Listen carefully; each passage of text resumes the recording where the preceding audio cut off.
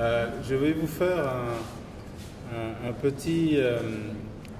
une présentation très rapide, ça ne va pas durer une heure, qui va consister en un état des lieux sur le plan énergétique. Vous parler aussi du mix énergétique dans le contexte de l'apparition du secteur oil and gas. Et vous allez voir en fait que il y a des choses qui sont très intéressantes qui risquent de se passer. On parlera après des perspectives économiques du renouvelable et quelques visions pour l'avenir. Voilà. Donc merci Madame Dia pour cette introduction, présentation. Je tiens à saluer les autorités locales de Ngunyan et celles de l'Université de Bombay. Et évidemment tous ces partenaires stratégiques et techniques représentés ici qui vous soutiennent dans le développement des cursus. Le Fonds 6, comme vous le savez, est le fonds d'investissement stratégique de l'État du Sénégal qui accompagne le financement du plan de développement national, mais qui a aussi comme objet de réfléchir au développement stratégique. Et nous, on est là pour mettre en place des partenariats stratégiques avec le privé national. Et l'idée, c'est de développer évidemment l'économie sénégalaise, ce qui ne peut pas se faire uniquement avec l'initiative de l'État, mais qui doit se faire en partenariat avec le privé. Donc, si on parle de cet état des lieux, ce qu'il y a sur ce tableau, ce sont les pointes énergétiques dans la prévision du plan de production de la Sénélec. Aujourd'hui, on est à peu près 820 MW en pointe avec une puissance installée d'un peu plus de 1000 MW.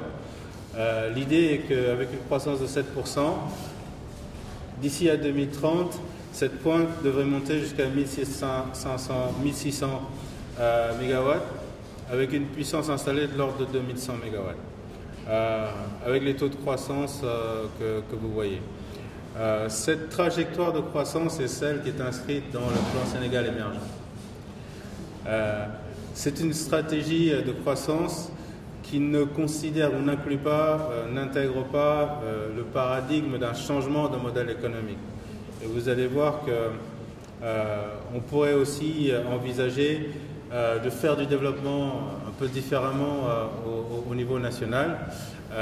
Nous sommes dans des pays dans lesquels il y a très peu d'industrie. Et pourtant, lorsque vous avez des ressources et de l'énergie pas chère, vous pouvez développer une industrie de la transformation. Et l'essentiel de la valeur ajoutée au niveau international est là. Donc, si on parle d'acquérir des richesses, il faut transformer ces ressources naturelles. Il ne faut pas les exporter brutes. Et là se trouve la possibilité d'un changement qui peut être très important pour le développement national. Et c'est une opportunité qui est ouverte par les exploitations d'hydrocarbures qui sont aujourd'hui en perspective dans le schéma national. Donc ce tableau, ce sont les prévisions de la Sénélec pour le plan de production, et sur la base de ça, ils ont mis en place en face des projets de développement énergétique qui intègrent le renouvelable.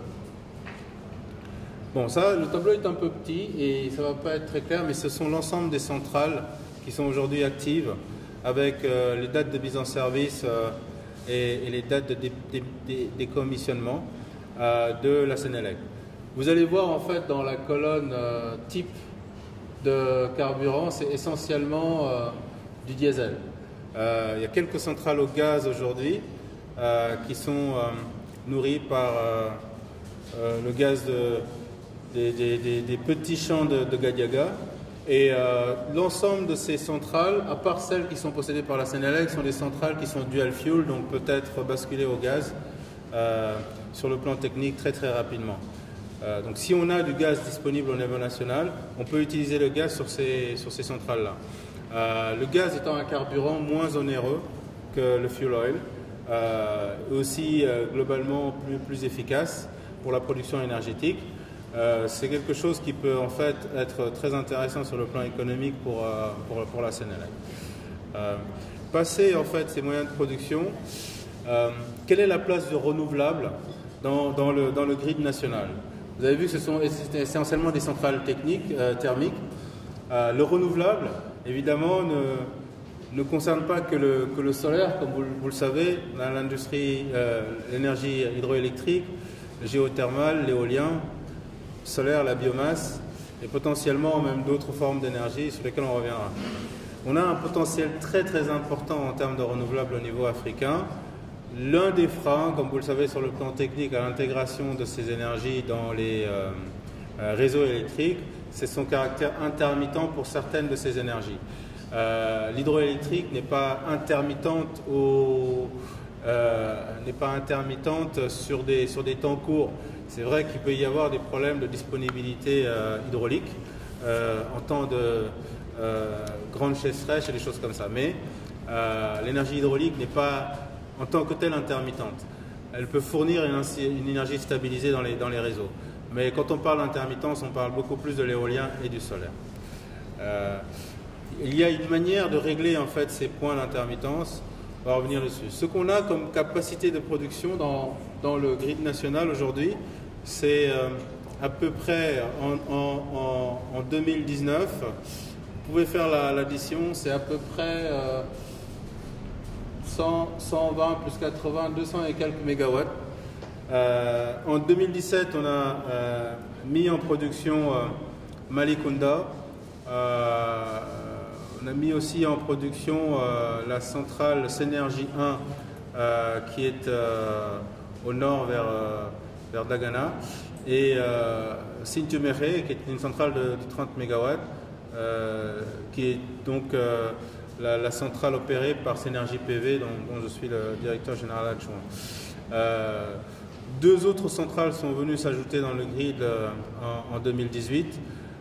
Le programme Scaling Solar va rajouter à partir de 2020 60 MW complémentaires. Le programme global était prévu à 100 MW. Le Fonds 6 c'est le partenaire d'AFC dans la structuration de ce projet qui a été structuré lors d'un appel d'offres international. Et nous sommes actionnaires des sociétés de projet à hauteur de 20%.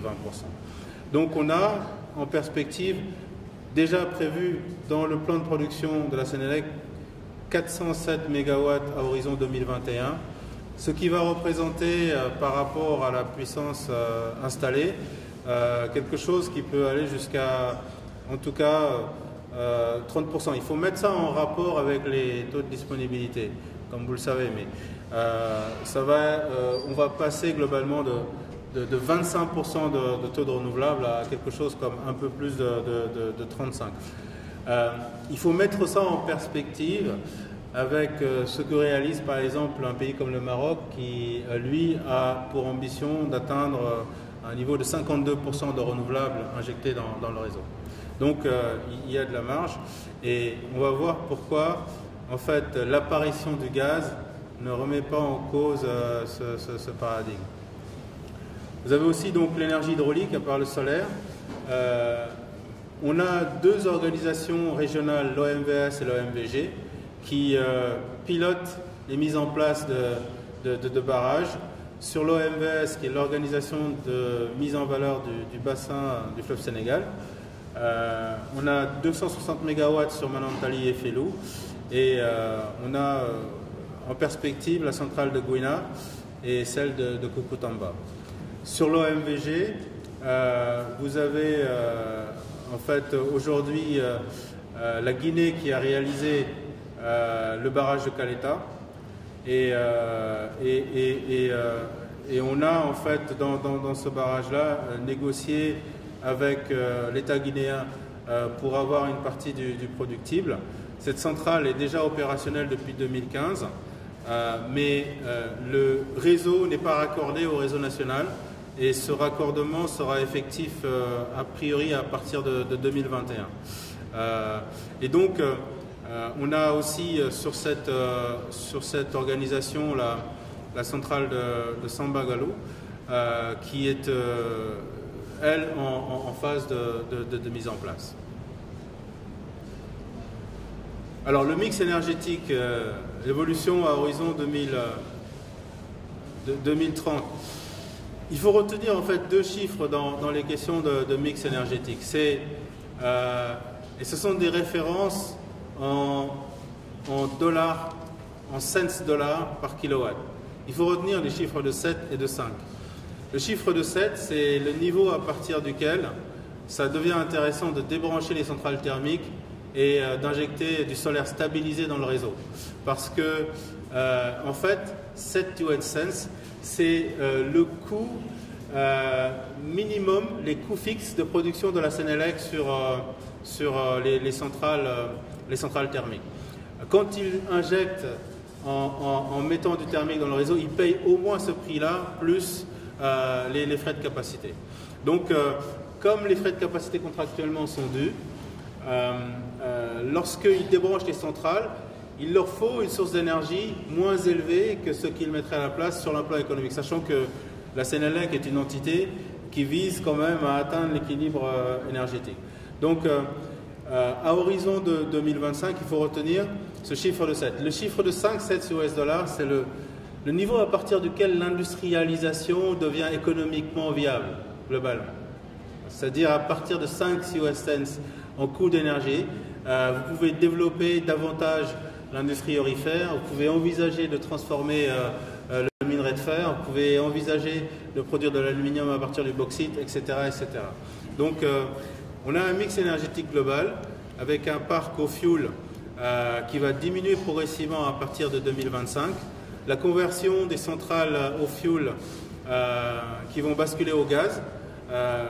Comme on a vu, il y a un certain nombre déjà de centrales qui sont dual fuel et qui seront automatiquement converties. On avait dans le plan de production initial près de 800 MW prévus entre des centrales diesel complémentaires et des centrales au charbon. Ces 800 MW ont été basculés au gaz pour la simple et bonne raison que le gaz est plus efficace que le fuel, beaucoup plus, aujourd'hui aussi, plus propre et plus efficace que le charbon. Donc, dans ce mix énergétique, on a une capacité installée d'énergie renouvelable qui va passer de 61 MW au début des grandes centrales, disons, à horizon 2017, à un peu plus de 400 MW à horizon 2021. Le parc hydro aussi va passer progressivement de 55 MW équivalent pour le Sénégal à un peu moins de 400 MW à l'horizon 2025. Ce qui est important, c'est de voir qu'il y a une évolution très importante des tarifs du solaire. Le solaire était relativement coûteux il y a encore 4 ou 5 ans. Ce schéma en fait vous montre les prix qui ont été reçus dans les appels d'offres internationaux pays par pays ces dernières années. Vous voyez que le Sénégal se place relativement bien, aux alentours de 5 cents US dollars. Ça, c'est le programme Scaling Solar. Le Maroc fait mieux que nous, et le Maroc a quelques années d'avance, et des partenariats stratégiques de long terme, et un coût de l'argent aussi un peu moins élevé. Mais on voit qu'on arrive aujourd'hui à des niveaux qui sont, ça c'est pour le solaire non stabilisé, aux alentours de 5 cents dollars, qui se rapprochent de la limite des 5 cents dollars pour le stabiliser. Parce que sur l'intermittent, il faut un procédé de stabilisation. Alors, c'est des capacités tournantes en thermique, ou alors c'est des capacités de stockage batterie qui vont pouvoir stabiliser le réseau, ou d'autres approches sur lesquelles on va revenir. Alors, pourquoi cet objectif de 7 cents? En fait, c'est juste un calcul sur l'objectif de coût de production de long terme de la Sénélec. En fait, on pourrait être beaucoup moins gentil avec la Sénélec parce que ses coûts de production sur le thermique peuvent aller jusqu'à 280 francs CFA le kilowatt. Mais son objectif de long terme est de 60 francs CFA. Et comme les coûts de production imprescriptibles dans les coûts de production sont de l'ordre de 70% du coût de l'énergie, si on prend 70% de 60, on arrive aux alentours de 42 francs CFA, ce qui est ce 7 cents dollars. Donc si on arrive à proposer du renouvelable stabilisé aux alentours de 7 cents dollars, en fait, c'est quelque chose qui va s'intégrer de manière automatique dans le grid de la Sénélec. Mais pour perspective, les capacités de production du plan Tacal, c'était des générateurs, c'était 350 à 380 francs CFA le kilowatt. Aujourd'hui, les IPP qui sont utilisés à la pointe, contour global, etc., c'est au minimum 180 francs CFA en coût de production le kilowatt. Donc, évidemment, si on arrive de toute façon à mettre tout le monde d'accord en disant on se cale sur l'objectif de long terme de la Sénélec, il faut proposer ce type de prix pour que la place du renouvelable ne fasse pas débat. Les IPP initiaux avaient été signés à 65 francs CFA le kilowatt. Aujourd'hui, sur l'appel d'offres Scaling Solar, l'appel d'offres est sorti à 27 francs CFA le kilowatt. Donc 27 francs CFA, ça vous donne une marge entre 27 et 42 pour stabiliser l'énergie, de manière à offrir une solution pérenne. Alors, aujourd'hui, pour exemple, l'appel d'offres Nour Midelt du Maroc a proposé un tarif de 16 $ sur du CSP. En fait, le CSP, c'est Concentrated Solar Power.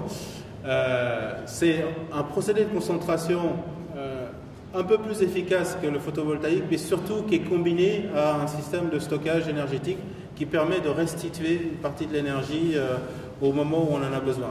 Donc au moment où baisse l'ensoleillement. Ça permet en fait non pas de couvrir tout le cycle de 24 heures, mais bien en tout cas 70 à 80% du cycle en comprenant la pointe de consommation énergétique à la tombée de la nuit. Donc à 7 cents $ le CSP, on a vraiment une référence de prix qui commence à être très intéressante, sachant que le CSP c'était plutôt du 19-20 cents $ il y a quelques années, sur les premiers projets marocains. Et aussi, cette réalité pourrait très bien rapidement devenir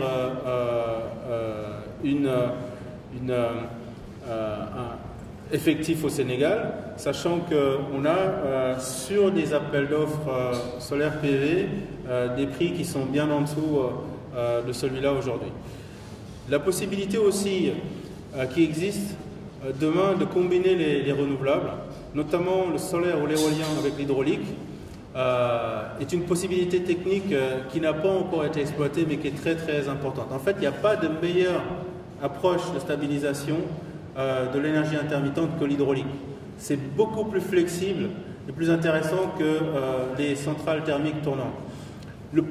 Une seule technique qui peut être plus efficace, ce sont les batteries qui réagissent à la milliseconde, mais qui aujourd'hui sont encore un petit peu chères. Mais l'énergie hydraulique associée au solaire ou à l'éolien est une très bonne technique de stabilisation. Ça veut simplement dire qu'en fait, il faut décaler les périodes de turbinage dans les périodes où il n'y a plus d'ensoleillement, et aussi utiliser le turbinage de manière flexible pour stabiliser le solaire en zone dure, ce qui fait qu'on peut pratiquement doubler les capacités installées aujourd'hui dans le domaine hydraulique.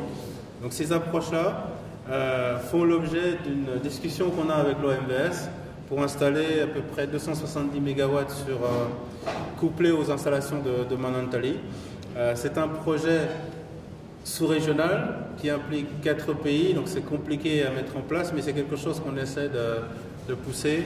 Et en fait, à partir du moment où on peut avoir du solaire relativement bon marché et du solaire stabilisé en ligne avec cet objectif de l'ordre de 40 francs CFA, on peut combiner ça avec l'hydraulique qui en fait sort aujourd'hui à peu près à ce prix-là dans le grid des différentes compagnies énergétiques du système OMVS. De même, en fait, il y a aussi à considérer, à partir du moment où on a une énergie, comme je vous le disais, un peu moins chère, la possibilité qui s'offre à nous de véritablement, sérieusement faire du développement économique en transformant les ressources qu'on a dans notre sous-sol. Ça part de la pétrochimie couplée au raffinage. Évidemment, on a du pétrole On ne va pas produire du pétrole et importer des produits raffinés tels que le diesel et l'essence. Ça ne fait pas de sens. Il faut des capacités de raffinage. On importe ici, dans nos économies, 95% des produits pharmaceutiques, qui sont des produits de l'industrie pétrochimique. On importe des engrais. Bon, par ailleurs, on produit des phosphates, mais on va revenir là-dessus. On importe des engrais, alors qu'avec le gaz, on peut produire de l'ammonia, qui est l'un des engrais les plus efficaces. Tout ce qui est produit à base de plastique, les pare-chocs de voitures, etc., on les importe, alors que c'est quelque chose qu'on pourrait tout à fait produire demain avec de l'énergie pas chère. On exporte de l'ilménite, ce qui permet de faire du titane et de la fonte. On exporte aussi du zircon. Tout ça peut être produit ici en local demain. Pareil pour le fer et l'acier. On a en fait ici au Sénégal, dans un rayon de 1000 km, qui comprend la Mauritanie, le Mali, Guinée, Sierra Leone, on a 27,9 milliards de tonnes de réserves prouvées de minerais de fer. C'est à peu près les réserves mondiales les plus importantes. Et pourtant, on importe au port de Dakar de l'acier et du fer pour le secteur de la construction de manière industrielle. Donc ça aussi, c'est une opportunité de business demain pour l'économie nationale. Donc si on veut vraiment sérieusement faire du développement économique, il y a de bien meilleures utilisations déjà des ressources d'hydrocarbures et de nos ressources nationales pour organiser un développement beaucoup plus efficace que celui qu'on a mis en place dans les économies depuis les années 60, qui est un développement économique sans industrialisation quasiment. Voilà. Et ça ne fait évidemment pas de sens. Alors, évidemment, on peut parler aussi de l'industrie aurifère avec la production d'or. Le ciment et la chaux à partir du calcaire. La raison pour laquelle on a des cimenteries dans notre pays, c'est qu'on a du calcaire. Et ce calcaire est une réserve nationale qui est d'ailleurs en général concédée aux cimentiers dans des conditions extrêmement favorables. Bon, on ne va pas aller plus loin sur cette question-là, mais en tout cas, il y a toute une filière à développer là. Les produits iodés, à partir du sel, la production de sel, qui peut être couplée à des unités de dessalement d'eau de mer, tout ce qui est produits phosphatés pour le secteur agricole, et évidemment la production d'aluminium à partir du bauxite. Donc ce nouveau paradigme dont je parle nous amènerait sur des niveaux de production de besoins énergétiques beaucoup plus importants que celles qu'on vous a listées tout à l'heure. Mais évidemment, cette production énergétique-là sera utilisée par l'outil industriel, donc de fait complètement rentabilisée. Je voulais juste finir sur quelques éléments concernant le futur. 80% de l'énergie mondiale, encore aujourd'hui, malgré 15 ans, 20 ans de discussion sur le changement climatique, est toujours produite à partir des énergies fossiles. Moi, j'avais vu une petite jeune personne de 15 ans qui a intervenu dans un forum international en disant vous, les adultes, vous êtes en train de nous la faire, mais bien comme il faut. Et c'est vrai, un peu. On n'a vraiment pas pris la mesure de ce problème à cause de dissensions internationales, de différences de vision, etc. etc. Ce mode de production énergétique, on peut le poursuivre relativement longtemps, parce que si on regarde les réserves connues de pétrole avec une consommation de l'ordre de 40 millions de barils jour, on peut aller jusqu'à 150 ans, 200 ans aujourd'hui avec les réserves connues. Pour les réserves de gaz, ça va même plus loin, c'est de l'ordre de 300 ans, parce qu'il y a beaucoup de gaz sous la croûte glacée sibérienne, et beaucoup de réserves qui aujourd'hui nouvelles qui sont découvertes. Potentiellement, le bassin au large du Sénégal en contient beaucoup plus que ce qu'on a découvert. Si on parle du charbon, on peut aller jusqu'à 500 ans, parce qu'il y a beaucoup de réserves de charbon. Donc, les hydrocarbures fossiles, si on veut continuer à les utiliser comme on les utilise, on peut continuer. Le problème, c'est le risque de changement climatique qu'il faut prendre véritablement au sérieux. Et une manière de proposer une alternative, c'est évidemment de proposer une alternative propre qui, sur le plan économique, est évidemment plus compétitive. Et c'est ce qu'on arrive à voir aujourd'hui avec le solaire. Mais je voulais vous mentionner quelques innovations prises ça et là dans le domaine des énergies renouvelables et perspectives qui font du sens. Je vous inviterai à rechercher les noms googlés pour voir les différents procédés. Mais bon, les mini-éoliennes urbaines, voilà, les panneaux solaires de façade, sachant que les façades des bâtiments ensoleillés, on peut mettre des panneaux solaires sur les toits, mais 80% de la surface est sur les façades et en fenêtre. La géothermie, avec des procédés très intéressants, je cite ici celui de Duke Harman, que je vous invite à regarder de près. L'énergie des mouvements humains, en fait, ça, c'est pas une blague. On peut générer de l'énergie dans des couloirs de passage très importants avec des sols énergétiques qui sont structurés pour récupérer l'énergie du passage, mais surtout, on pourrait demain, simplement avec le mouvement du corps, recharger aussi les batteries de téléphone. Ça, c'est voilà, la fin des téléphones déchargés. Mais ce sont des approches qui permettent de récupérer et de générer de l'énergie de manière intelligente en brûlant moins de carbone. Vous avez l'énergie marémotrice, qui est une énergie propre avec beaucoup de potentiel. Toutes les approches à partir de l'hydrogène qui sont très très importantes, et ça c'est quelque chose vraiment que je vous invite à regarder de près. Dans le domaine de l'éolien, il y a aussi des approches qui sont les turbines éoliennes volantes. Ça, en fait, ce sont des turbines qui sont attachées à un fil lié à un système de gestion qui permet d'aller chercher les vents les plus importants. Et en fait, le poteau, avec l'éolienne au-dessus, c'est un peu réducteur, disons, qu'on peut aller beaucoup plus loin et plus on va haut, en fait, plus les vents sont importants et plus la production énergétique est importante. Ça, c'est typiquement le genre d'approche qui demain pourrait faire du sens dans le domaine de l'éolien. Vous avez ce qu'on appelle le thorium, et ça, on rentre dans l'énergie de la fission, mais il y a eu l'énergie nucléaire qui a été favorisée par rapport au thorium. Le thorium est beaucoup plus efficace que l'uranium, beaucoup moins polluant. C'est aussi une alternative qu'il faut creuser.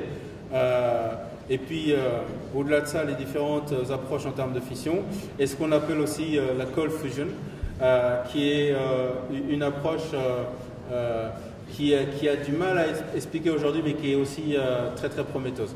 Donc ça, ce sont des essais d'innovation. On est dans un monde dans lequel l'innovation est faite par des hommes, qui ont des idées, s'impliquent, etc. Nous aussi, dans nos économies, on est beaucoup consommateurs de l'innovation.